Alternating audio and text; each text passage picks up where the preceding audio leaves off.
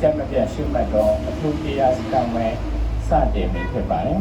တရားမနာမီတရားမဟောကြားမီမူလတရားပိုင်ရှင်ဖြစ်တော်မူသောသုံးလောကထွက်ထားတတ်ပြီးမြတ်များစွာဘုရားဉာဏ်တော်အားရှင်နိုင်၍နမောတတ္တသုံးကြိမ်ရွတ်ဖတ်ပူဇော်ကြမှာဖြစ်ပါတယ်နမောတတ္တဧကဝါတောအရဟတောသမ္မာသမ္ဗုဒ္ဓတ္တနမောတတ္တဧကဝါတောအရဟတောသမ္မာသမ္ဗုဒ္ဓတ္တနမောတတ္တဧကဝါတောအရဟ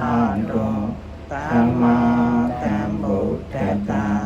ဘဝဆက်ဆက်တန္တရာမဘဝအဆက်ဆက်တန္တရာမယနေ့တိုင်အောင်ယနေ့တိုင်အောင်မပြည့်မှားထိုက်သောမပြည့်မှားထိုက်သောပုဂ္ဂိုလ်သူမြတ်တို့အားပုဂ္ဂိုလ်သူမြတ်တို့အားတပည့်တော်